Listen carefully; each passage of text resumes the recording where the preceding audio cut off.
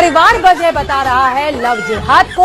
अब BJP news पर, माफ कीजिए एबीपी न्यूज पर पहली बार, अब बीजेपी न्यूज पर। इसे कहते हैं दिल से पत्रकारिता करना, direct from heart. My God. नमस्कार, आदाब, सत श्री अकाल, जय भीम, जोहार। मेरा नाम है नवीन कुमार। अभी अभी आपने जो देखा वो इत्तेफाक नहीं है और ना ही जुबान फिसल जाना। 1982 में राकेश रोशन ने एक फिल्म बनाई थी कामचोर। उस फिल्म में गाना था, किशोर कुमार और अलका याग्निक ने उसे गाया था और राजेश रोशन ने धुन बनाई थी। तुमसे बढ़कर न देखा कोई और, जुबां पर आज दिल की बात आ गई। एबीपी न्यूज की तारिका ने उस गाने में जान डाल दी थी। परिवार वजह बता रहा है लव जिहाद को। अब बीजेपी न्यूज पर, माफ कीजिए एबीपी न्यूज पर पहली बार, अब बीजेपी न्यूज पर। यह वीडियो मैंने एंकर के जुबान फिसल जाने की बात बताने के लिए नहीं दिखाया है। यह वीडियो इसलिए दिखाया है कि आप समझ सके कि बिहार के चुनाव में टीवी वालों के दिल की बात क्या होगी। और यह बात मैं इसलिए कह रहा हूं कि बिहार के चुनाव में टीवी वालों की जुबान बार बार फिसल रही है, क्योंकि नीतीश कुमार का राज खत्म होने से अब टीवी ही बचा सकता है। यह बात मैं इसलिए कह रहा हूं कि मोदी जी ने इतवार को 4 सभाएं की और चारों सभाएं दिल्ली के टीवी चैनलों ने लाइव काटी। एक जैसी बात, एक ही बात चारों बार। दिल्ली से गए पत्रकार पूछ रहे हैं बिहार में का बा, और जनता कह रही है बिहार में तो बगावत बा।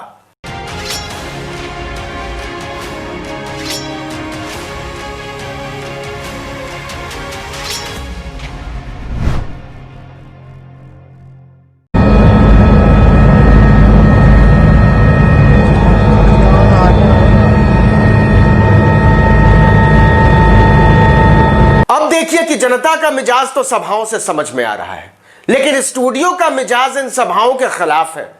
टीवी वाले अभी भी यह स्वीकार नहीं करना चाहते कि उनके आका मुश्किल में हैं। आका कहने से मतलब क्या है आप समझते हैं, लेकिन आगे बढ़ने से पहले आप एक सभा में प्रधानमंत्री नरेंद्र मोदी के भाषण का हिस्सा सुनिए और जरा गौर से सुनिएगा। गरीब का चूल्हा जलते रहे। अरे मेरी मां,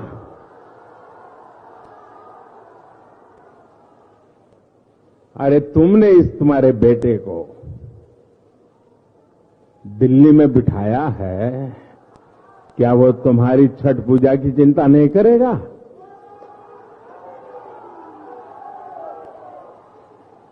मां, छठ पूजा की तैयारी करो, दिल्ली में तुम्हारा बेटा बैठा है।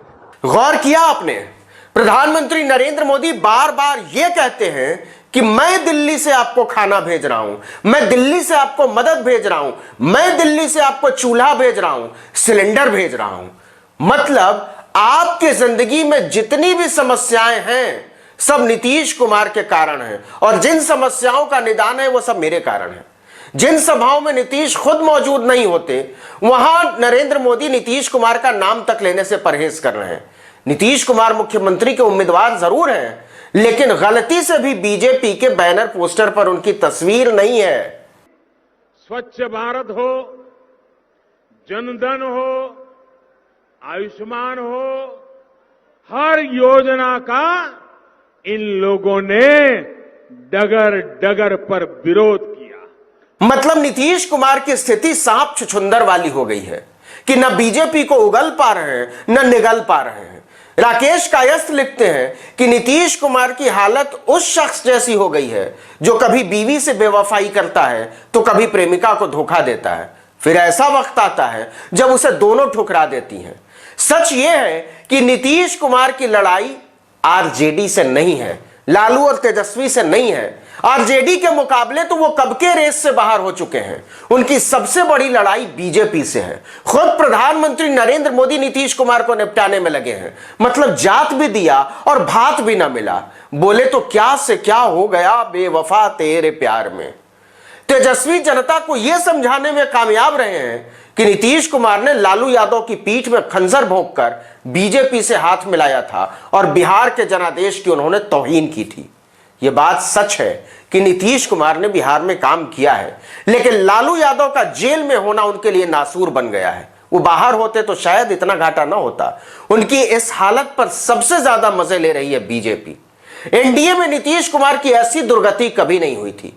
वो जब वाजपेयी सरकार में मंत्री थे तब खुद प्रधानमंत्री अटल बिहारी वाजपेयी ने उन्हें सबसे काबिल मंत्री करार दिया था। नीतीश कुमार के बारे में यह माना जाता था कि परिस्थितियां चाहे जैसी भी हों वो कभी शालीनता नहीं छोड़ते हैं, लेकिन अब वो लालू यादव छोड़िए राबड़ी देवी तक के लिए बदतमीजी पर उतर आए हैं। उनके मातृत्व को गाली देते घूम रहे हैं, जनता से कह रहे हैं कि अपने बाप से पूछो काम किसने किया, सबक सिखा देंगे, और भी पता नहीं क्या क्या। नीतीश कुमार न तो इतने बदतमीज थे और न ही इतने अनैतिक, लेकिन सत्ता को किसी भी सूरत में पकड़े रहने के उनके मोह ने उन्हें लफाजी भी सिखा दी है और बदअखलाकी भी। जरा 2014 से पहले का समय याद कीजिए। नीतीश कुमार ने नरेंद्र मोदी के साथ हाथ न मिलाकर एक तरह का मोरल स्टैंड लिया था जिससे उनका कद बढ़ा था, लेकिन नरेंद्र मोदी उस पल को कभी नहीं भूल सके और ना ही यह भूल सके कि उन्होंने बीजेपी राष्ट्रीय कार्यकारिणी की पटना बैठक के दौरान दिया गया भोज इस वजह से रद्द कर दिया था कि उन्हें उनका स्वागत करना पड़ता। तब तो मोदी इसे बर्दाश्त कर ले गए क्योंकि नीतीश गुजरात से बड़े राज्य के मुख्यमंत्री थे और इस लिहाज से उनका कद मोदी से बड़ा था। लेकिन अब नीतीश मोदी के सामने कहीं नहीं है, कुछ नहीं है। उनकी राजनीतिक स्थिति भी बहुत कमजोर हो चुकी है, इसलिए मोदी बिना कुछ बोले हुए अपने अंदाज में उनकी हैसियत बता रहे हैं, उनकी मिट्टी पलीद कर रहे हैं। अगर 2015 के चुनाव की शब्दावली याद करें तो मोदी किसी भी सूरत में इस बार यह साबित कर देना चाहते हैं कि नीतीश कुमार के डीएनए में खोट है। दरअसल नीतीश कुमार ने अपने कद की खुद ही मिट्टी पलीद की है। मुख्यमंत्री का पद छोड़कर एक दलित को सीएम बनाने का फैसला जब उन्होंने लिया था तो बहुतों ने उनके भीतर कर्पूरी ठाकुर जैसा कुछ देखा था। बीजेपी छोड़ने के बावजूद नीतीश के पास एक मोरल हाई ग्राउंड था जिसे उन्होंने बीजेपी की सेवा करने के लिए लालू यादव के कारण मिले जनादेश को कुचलकर रातों रात गंवा दिया। आज नीतीश अपने उस फैसले पर पछता रहे होंगे। देखा जाए तो जिस आधार पर उन्होंने नरेंद्र मोदी से तब हाथ न मिलाने का फैसला किया था वो आधार 2014 के बाद और ज्यादा पुख्ता हुआ है। फिर भी वो बीजेपी के पाले में गए और साबित यह हुआ कि उनके लिए सत्ता ही सर्वोपरि है और आरजेडी के साथ भी उन्होंने महज सत्ता के लिए हाथ मिलाया था। मतलब लालू यादव को धोखा देना इत्तेफाक नहीं था, नीतीश कुमार ने बाकायदा इसकी साजिश रची थी। सच यह है कि साझेदार के तौर पर नीतीश कुमार किसी भी लिहाज से बीजेपी के लिए अब सम्माननीय नहीं रह गए हैं। 15 साल मुख्यमंत्री रहने के बाद मुख्यमंत्री के तौर पर अपने नाम का ऐलान करने के लिए उन्हें नरेंद्र मोदी छोड़िए अमित शाह और जेपी नड्डा तक के आगे चिरौरी करनी पड़ी है। सच यह है कि नीतीश कुमार मोदी के लिए अब दूध की उस मक्खी की तरह बच गए हैं जिसे निकाल फेंके जाने का बस ऐलान बाकी है। यह इत्तेफाक नहीं है कि नरेंद्र मोदी सभाओं में एनडीए की बात कर रहे हैं, सीएम की नहीं, मुख्यमंत्री की नहीं, नीतीश की नहीं। वे जनसभाओं में यह कह रहे हैं कि केंद्र की यूपीए सरकार ने नीतीश कुमार को काम नहीं करने दिया।